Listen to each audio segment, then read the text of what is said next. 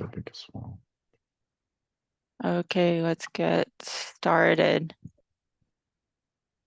First item of business, individual GitHub permissions are going away. So this was intended on the onset of rearranging into working groups. This was supposed to be how it was, but we never quite did it because we were worried about breaking people, and we're finally getting around to doing it. So I checked all of the working groups. Only teams should have access to them, and here is the list of people outside of teams that have access to certain repos. So if you're in here, you know someone who's in here, they're going to lose their permissions come January. And they should be added to approvers. Great, that's my warning. So when everything breaks, I could say I warned everyone. Carson, update on opening up logging and metrics pipelines.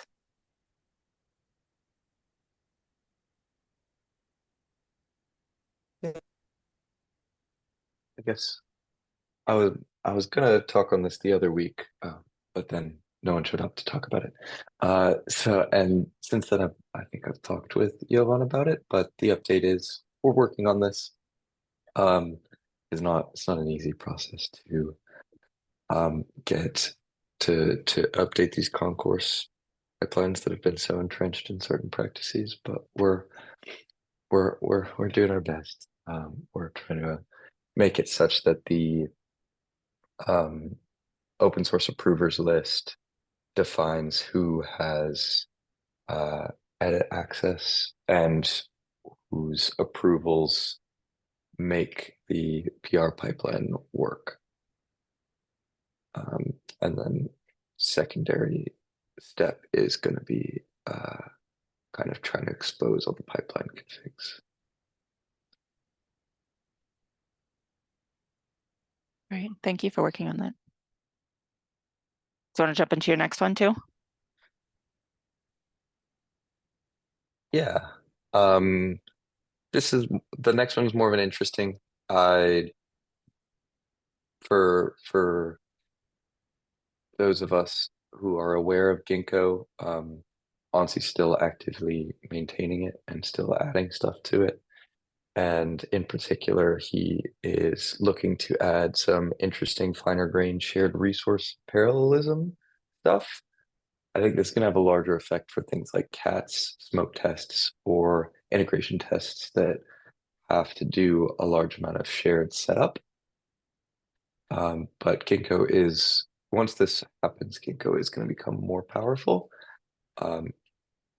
Are we going to refactor all of our Ginkgo test suites is probably another question, but wanted to make wanted to bring this up to people in case any greenfield stuff happens or people have time to take a look at their test suites. It's not the stuff isn't ready to go yet that I'm aware of. Honestly, still facilitating feedback, mostly from the Kubernetes community, actually. But when this does come, it could speed up some of our testing. I guess we can start gradually adjusting the test when the things are there. So we don't have to start like all in, but slowly and see how the things go and what do we get as an improvement from that. Nice. This is a cool call out. I didn't know this.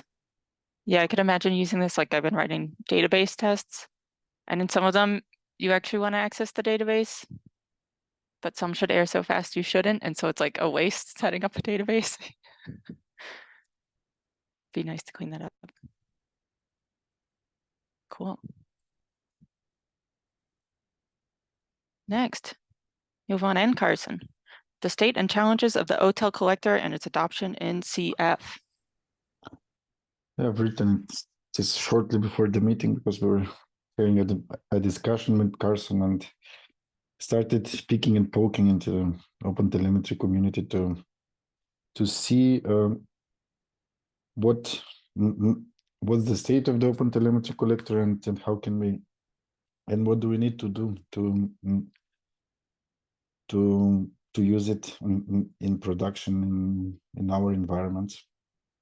And it seems interesting, and it seems that we have a lot of things to adjust on our side, because one part of the community is like a hard rock, and they always say it's your fault that you don't run on Kubernetes, but you have to find your way to how to do configuration reloads and restarts without data loss. There are some interesting components being built at the moment, which we could use, but we have to test it. They bring us some nice things, but it's an interesting journey, I would say. Carson, you can add something if you want to. Yeah, it's definitely an interesting journey, right? There's as like Yovan's saying, on the one hand, this thing is built in collaboration with lots of different large companies who all have competing interests. So it's sort of purpose made to be something that we could use anywhere, and for any purpose, which is awesome. And the configuration style, the way all the pieces work together, those seem to be like great for us because we can just build our own little bits as needed and piece for all the little components together, have just one agent moving forward that does everything. It works great, except it doesn't, because it depends upon certain Kubernetes principles for things like hot reloading. So I think what updates do I have? We're working on adding traces to it right now, and by traces I mean timers is our big change at the moment. There's Go router and certain other, mostly Go router, emit what we call timers, like special start stop envelopes that time out the length of a request, which, if you think about it, is just a trace. It's like, how long did this request happen? And then potentially, like, we even have zipkin tracing headers for some of those already. So we're working on trying to have the OTel collector take those start stop metrics and turn them into traces to send out as well.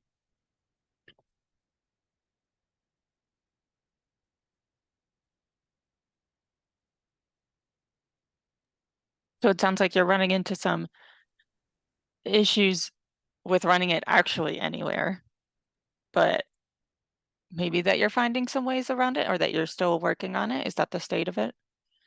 Yeah, it works fine at the platform level, Mm-hmm. right? Because at the platform level, Bosch works. Your operator can define the state that they want for every VM, and if they want to change that state, you redeploy the deployment, right? Mm-hmm. So it works fine for declaring things like aggregate drains.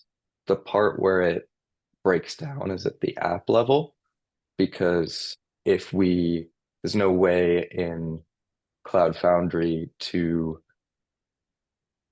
manage a component that needs to like reload but stay up without just building that functionality in ourselves. Mm. The easy comparison is like Kubernetes has these node sets or whatever, like ingress sets, where you can basically say you can push updates to those things, and the like jobs, not the like VMs, but the jobs will stay alive while while it like rolls from one to the other. And we can do that on the app level. But if we're talking about a platform component, within Bosch, we have no way to roll a platform component while keeping it active, unless we literally build that functionality. And that functionality is not built into OpenTelemetry Collector by default.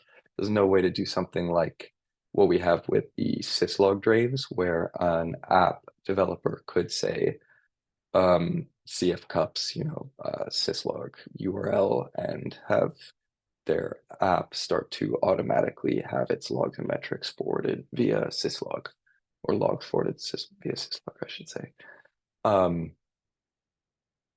Because that level of like dynamicness doesn't work with OpenTelemetry Collector. And we could build our own components that are dynamic, that we could rebuild, for example, syslog agent as a component of the OpenTelemetry Collector.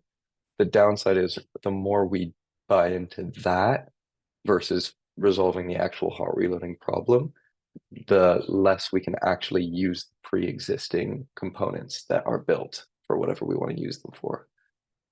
And we would like to not have to rebuild every component to work with our system.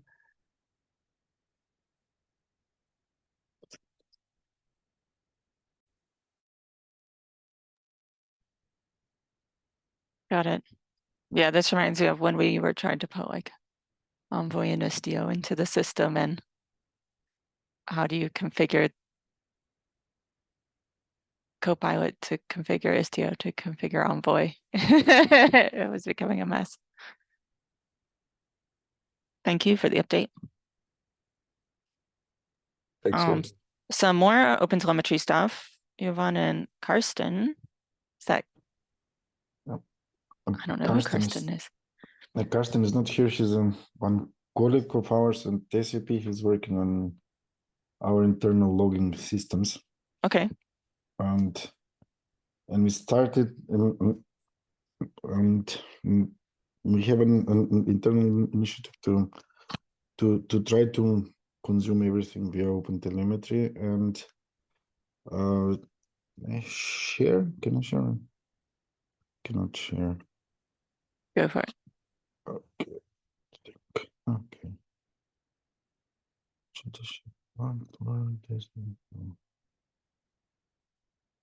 How do I share?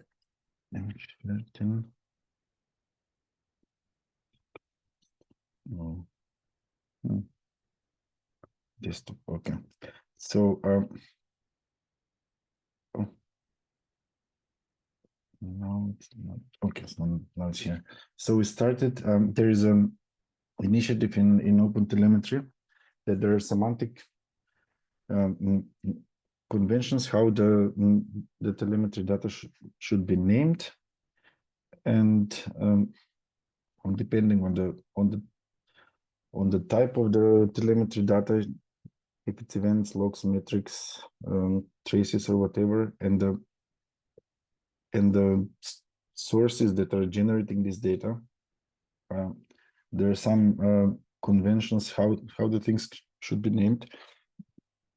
And if we want to use OpenTelemetry in the future, we also have to confirm these rules. And we've started internally to adapt some of the log aggregator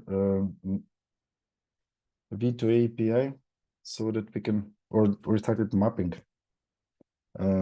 metadata from the telemetry data from the log aggregator V2 API to OpenTelemetry, and we've ended up with some internal mappings which we want to contribute them to the community and to have some kind of official semantic conventions for Cloud Foundry. At the moment, we have like the public thing is like one helper library for logging, which we published on GitHub. It's for Java, but everyone can see how the things are mapped here, that we get some application metadata and map it to the proper OpenTelemetry names. I can show you a demo how that looks like. I have here OpenSearch, where we have syslog drain and collecting the logs, and we see like the current state, for example, is that we have all the separate metadata in our internal V2 log editor API format, and to compare them with an open telemetry approach for the same application, we see that everything is properly mapped with the conventions, and now we want to start a project where we define this these conventions for the whole platform practically. We decided to start from the log editor V2 API, and then we'll, as we spoke with Carson, we'll have to go to each of the Cloud Foundry components, check there what kind of logs and metrics are being emitted, and map them accordingly to the existing conventions. In the community, there are some people which, in my opinion, have taken a bit wrong approach, I would say, because they did like a Cloud Foundry receiver for OpenTelemetry, but it is based on the Firehose nozzles, and as we said that we want to go away from them, and that they're not maintained. I find it as maybe like an intermediary solution for the things as we have them at the moment. Yeah, that was all which I wanted to share about it. Any questions? Please feel free. Yeah, it's exciting work. Thank you. The idea of having all of our components actually aligned to some kind of semantic conventions is like such an awesome dream that we've never been able to make real progress on, because we've been fighting the battle of making sure that everything can just be egressed correctly. So, and I'm excited by the idea of going to components and starting to ask that they starting to ask that they, conform to some standard we've applied. I think that could be a massive quality of life improvement down the line to operators and app developers. The other thing that we were discussing were the open telemetry schemas, which practically say what kind of transformation should be done to the telemetry data so that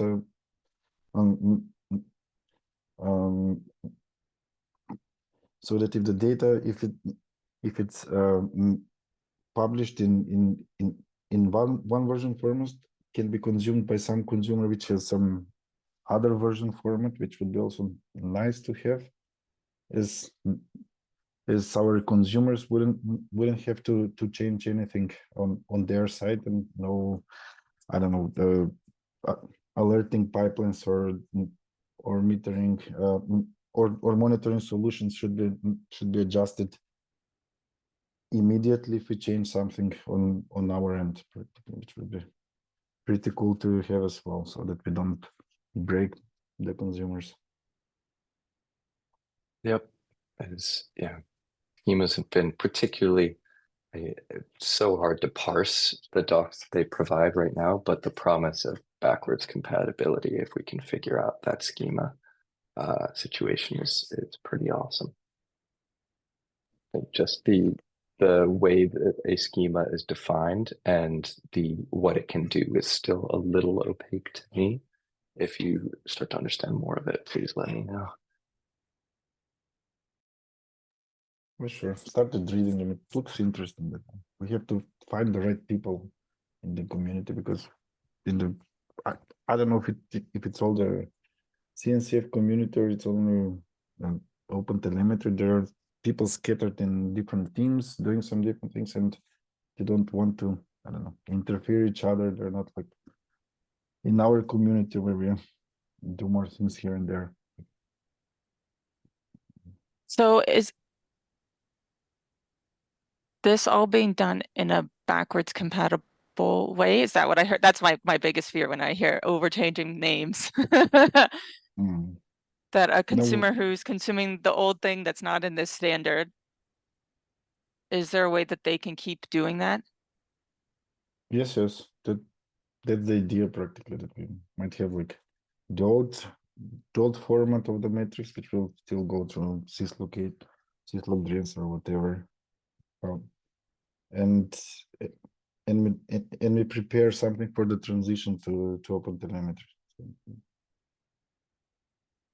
Yeah, that's great. Yeah, I suppose that with the migration we will have the run both in parallel for quite some time or over time. Great. That's what I wanted to make sure. Oh, Carson, were you gonna add something? yeah, just that hopefully schemas are the bomb that help us avoid doing things like feature flagging components and then emitting two different kinds of metrics depending on the feature flags. Which I think is stuff that like maybe Cloud Controller has done in the past, which I don't. This is awful to maintain. So yeah, schemas seem like they can solve that problem. Great, that's awesome. Okay, thank you for taking on that work, Yvonne. Pascal, hello. Hi. Let's see, we have an item that says, is low-key release with PromTal configured with syslog listener and gRPC? Would this be interesting for the community? We would use it at SAP for testing syslog drains. Tell me more. Okay, so thanks first for adding it to the agenda, Johan. In general, we are using the corresponding release, the Bosch release, the Loki Bosch release for testing. And yeah, in general, Loki is this solution for logs from the Grafana company. So in general, I just forked this old legacy IBM repository, added the automation to add the corresponding blobs. And in general, it would be really nice to also publish it on Bosch.io. And for that case, I'm today here.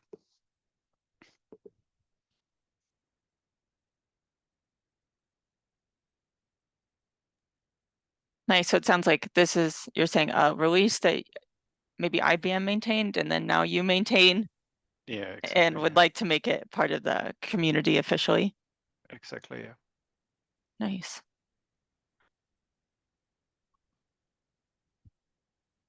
This Eric, oh, go ahead, Carson. sorry, I was just gonna ask, is this release shipping the version of Loki pre it was AGPL'd or post? No, it was the AGPL'd. host. Okay. The host version.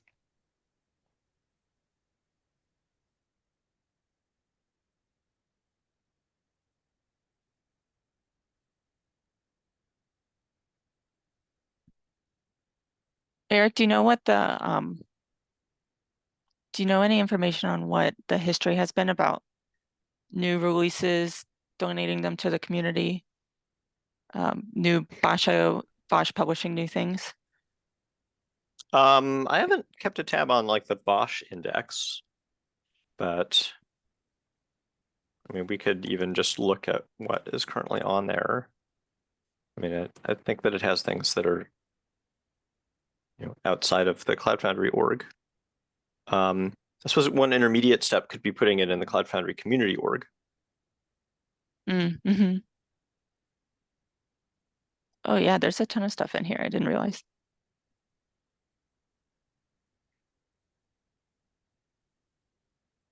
Does IBM already previously have a Loki Bosch release that is now unmaintained that was on Bosch.io or in the Cloud Foundry community? Is that where you forked from, Pascal? Or was that in IBM's org? I think it's not official published by OEM on Bosch.io. Okay, cool.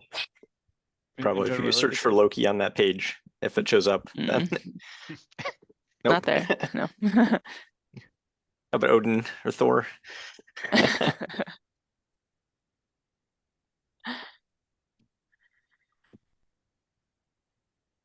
Yeah.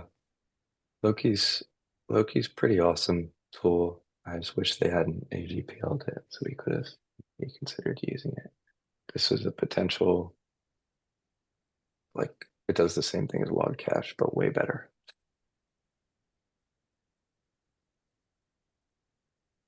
Yep. We were thinking for a while if you should write some kind of a facade that will mimic the Locash API and we take something else out of the shelf solution and attach it as a Locash, but if you haven't got the time to do it practically, and Loki was one of the prominent candidates as a backend for a Locash API. But,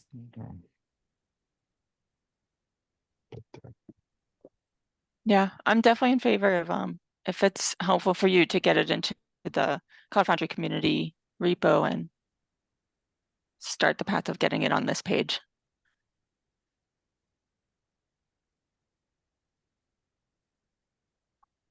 Does that sound good, Pascal? Yeah, sounds great. Yeah, definitely. Okay. I'll take an Is action there- item and nothing. try to learn what those steps are. I'm not sure what it is. Maybe Eric knows. Yeah, the Cloud Foundry community org has typically been pretty loose in terms of membership. I think I'm an owner, like half of the people in there are owners, I think. Just so they have autonomy. Yeah, I wonder how you could bring a repo in nicely, or you just do a nice copy of it. I mean, I think it'd be easy to transfer that over. I think I'm actually an owner in there. I'm happy just to add people. Great. Pascal, I'll look into the specifics and get back to you on Slack. Okay, thanks. Thank you for bringing it up. Plowman, you have a page. Yeah, sorry about that. Sorry about that. Okay, Let's so start at the top. yeah, let's start from the top. Okay, so first one, with the introduction of dynamic application security groups a long time ago, we noticed this strange phenomenon that a large number of IP table rules are actually duplicated. And as we were in a kind of a severe outage situation back then, we managed to work around this by teaching one of our extra components, which we apply on top of vanilla CF, to do the actual deduplication of those IP table rules. But so far, we really would like to promote this, to have it built in the networking, so that we are able to consume it. Just as a background, what the scenario is, we have a customer with a really weird scenario having a multiple thousands of applications in a single space, which generates this a huge amount of duplicate rules, which actually consumes the time of the container startup. And at some point in time, we run in a timeouts. Containers are not being able to start, and at the end, they fail. Just to give you an idea, so we have something like several millions of IP table rules in this particular case. So it's really something big. And actually, this is the proposal from our side how to fix it. There is a pull request, so I more or less did an initial overview and provided some sort of feedback. So really appreciate if someone else could also take a look at it and either have it in or decide how we proceed with this issue. But it's really something that bothers us because we have an extra component on top, which we need to maintain and handle. And it would be really cool if we have it built in. Yeah, I knew that you were having issues with duplicate rules, but for some reason I thought just like maybe 2 max. I didn't realize you were having an unknown many extra. Yeah. That's worse than I knew. Yeah, I'll make sure someone takes a look at that. Thank you for submitting a PR. I didn't realize how dire the situation was. Yep.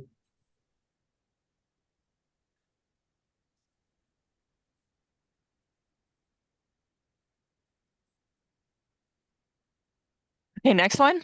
Okay, next one is about the per instance quota.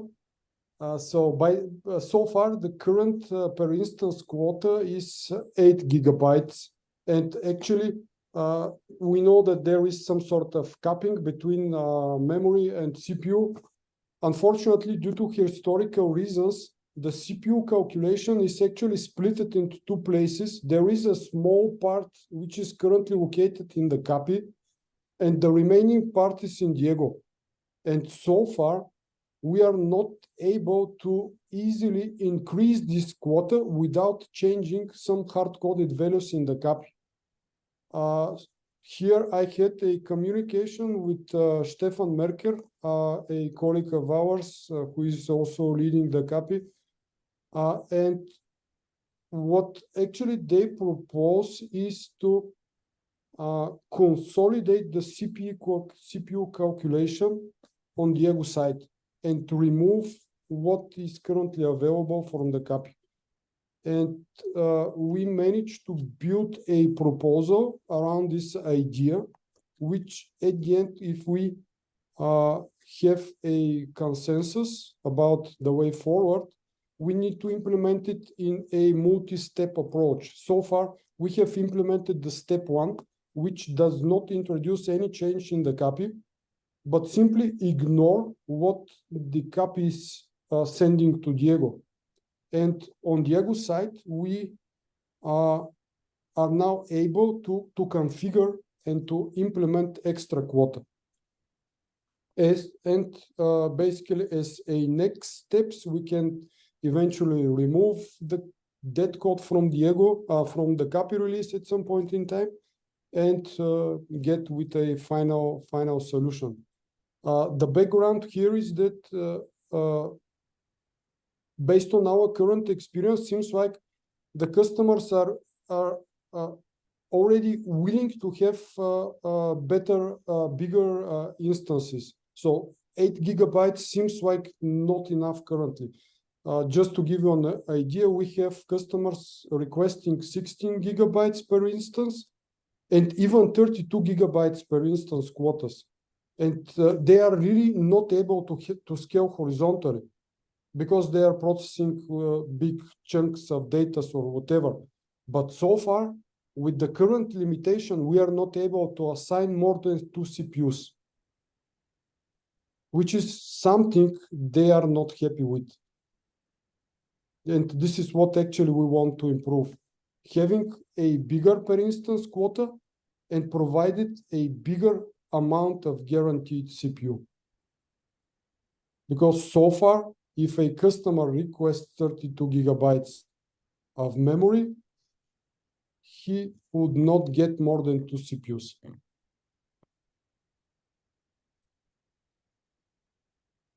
Does that make sense? I think we lost Tammy. Yeah, her computer just died. Let me pull up the thing.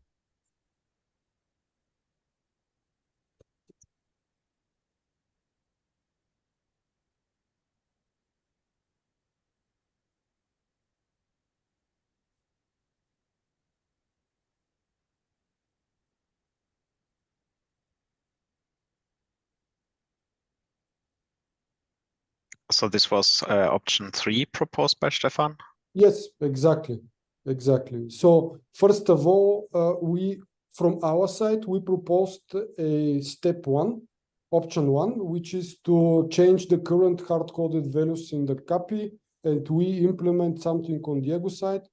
But then the idea of consolidating everything on Diego side appeared, which really seems like reasonable to me. And also he shared that due to some historical reasons, there is a small piece of CPU stuff on copy, which seems like, yeah, we should somehow get rid of it.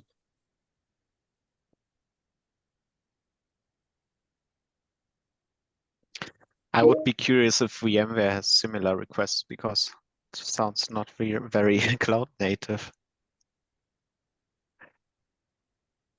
Such a high amount. Yeah, it seems like, but unfortunately, the scenarios are on the table. And the customers are not able to scale horizontally.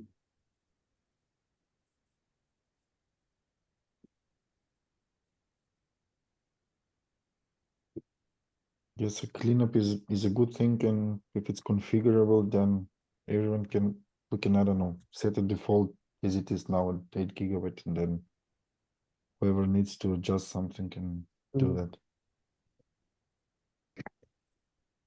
Yeah, I'm trying to remember the the sequence of translations here. I mean, I remember when we first introduced that CPU weight field in the Diego API, and we kind of had the idea that it would range from 0 to 100, but and then that gets translated into, at least on Linux anyway, the CPU shares that are allocated for the container. I mean, one thing that would be possible, it would still require some coordination between Cloud Controller and Diego, would be just to say CPU weight doesn't have to be capped at 100, it could be higher. I mean, maybe there's no reason even to have a cap in the API, because I think it does validate against that. And then Cloud Controller could change that kind of high pass cutoff. There'd still be a range of compatibility in the API where you could have an old Diego and a newer Cloud Controller, and it might reject things. I mean, for the consolidation, that could simplify that. It does kind of bake more of that logic into Diego, as like now CPU is even more an implicit property of the memory allocation that's controlled at the system level instead of something that you could configure independently someday. So I guess maybe the question is, would we ever go the opposite direction and give app teams more direct control over CPU requests effectively for their apps? Or would we and continue to use the existing CPU weight field on Diego to do that?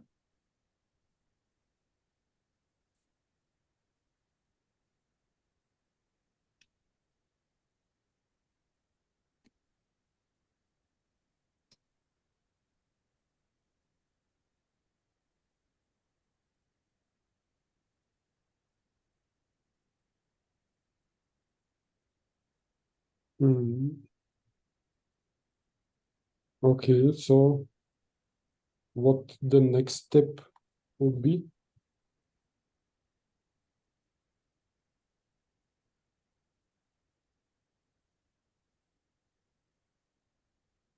Eric, maybe you can write your thoughts in a comment on this, and I can dig deeper as well when my computer works. Yeah, and sure. We can set a timeline for people to respond and ask for input. Does that work, Common? Yep, definitely. So it's really important to keep the communication ongoing, because yeah, we have really kind of a management push on that topic. Mm-hmm. You know.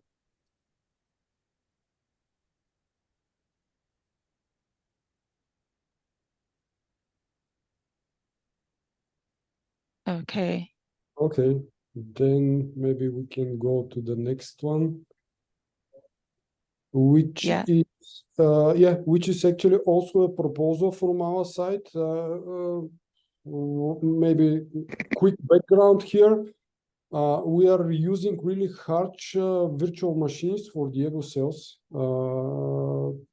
Something like not something, but 256 GB memory with 64 cores. And this year we managed also to implement overcommitment. And at some point in time, we noticed that we run out of containers while still we have memory for allocation. And we were able to effectively change this currently hard-coded 250 containers per cell value to something greater. And so far, we would also want to be able to configure this property via configuration options. And those are two pull requests which we filed. They are also reviewed, and Mark actually already merged to one of them, the one in the rep, but the remaining one in the Diego release is still open. And now we have partially committed something like having one PR merged into the rep, but the other one is still pending. I'm kind of surprised. I thought we already had configuration properties that would allow you to set this. I thought there were a few that you needed to change in tandem, and it wasn't the nicest experience, but I thought it already existed. Maybe you are somehow bind to already existing communication, because maybe almost a year ago we asked whether someone has already tried or experienced with some greater number of containers per cell. Vladimir Savchenko triggered the communication, but we got the feedback that actually no one else did such an attempt. Yeah, And maybe I'm remembering things wrong. There's a garden property to set it, but it looks like rep has some hard-coded values as well. yeah, I see. exactly. So some of them were configurable and some of them weren't. Okay, Very yeah, and the hard-coded thing, that's just the number of these directories that it's setting up for the volume mounts. I'll finish my review Yeah. of it. It's been kind of a busy week over here. Thank you, Mark, for taking that on. And thank you, Plumman, for doing all this work. Next, 1 page worth of items. Yeah. Next topic is actually I would like to nominate Vladimir Savchenko from our team as a Diego approver. Currently, he's acting as a reviewer. I asked him to give me a list of pull requests, which more or less he's author of, and also a co-author of all those pull requests. Vladimir Savchenko also held a CF event held a session in the latest CF event in Heidelberg, Germany. And Vladi is also a really committed guy to the topic, one of the major drivers in our team. And as we currently do not have approval at Diego area in our team at SAP at all, so I really see him as a good candidate for being an approver. Yeah, that's awesome. If you can have him submit this as a PR, maybe you have already. Not yet, but I will definitely do so. Yeah, that action item's on you. The rest are on me, but that one's on you. But that's great. That'll be so nice to have both SAP and VMware in the Diego working group.